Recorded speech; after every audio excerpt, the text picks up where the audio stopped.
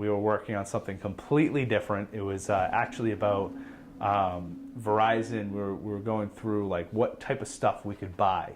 So all sorts of improvements and everything. And that's when a couple of my employees came in and they noticed that water was coming out of a wall, which is not supposed to happen. So that was when we were alerted. We alerted our business managers, our office manager, and we found out that we had sewage coming in from beneath us. So it took a little while to clean it up. It actually took about 12 hours for the entire process to go through. So when it first started, it was about 2:45, and I didn't get out of the building until about 2:15 in the morning the next day.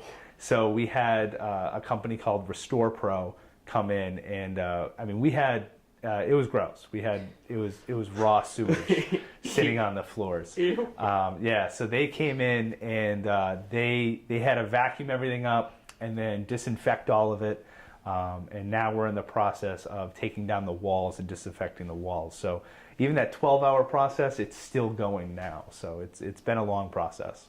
Did you have to move the stuff in here? How long did it take you guys to move all the cameras out of the studio? Well, so luckily we had some water damage before, which we actually had to cancel one of your meetings here because of that, right? So we had water damage before. So luckily, one of the things we thought of was to take all of the equipment, whether it was in the line of fire or not before, we lifted everything up. So we put everything either on a pedestal or on a table or something like that. So all the equipment was safe. But now that all this work is going on, we had to pull it all into the conference room. So as you can see around us, the entire building is now in the conference room. Luckily, it only took us a couple hours to get things in here. We basically came in on Sunday, and there was myself, Olivia, Sam, and Olivia's parents volunteered, and Janine.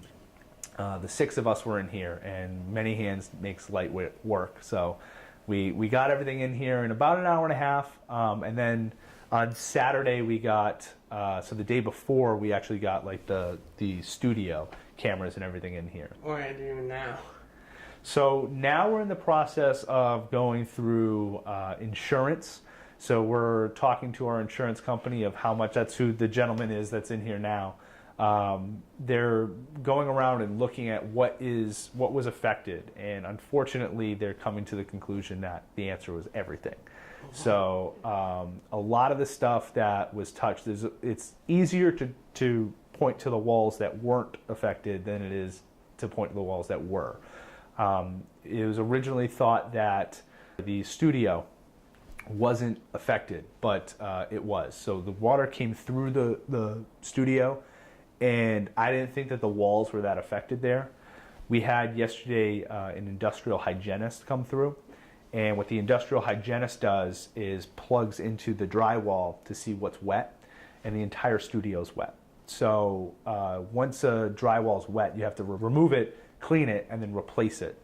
So the whole building is pretty much going to be coming down. So we have a contractor coming in, hopefully between this week and next week, and taking the whole building down. And then when that process is going on, we can't be in the building. So we're going to have about 2 weeks of us not being in the building and having everyone just cleaning and ripping up drywall. So it's going to be a bit of a process.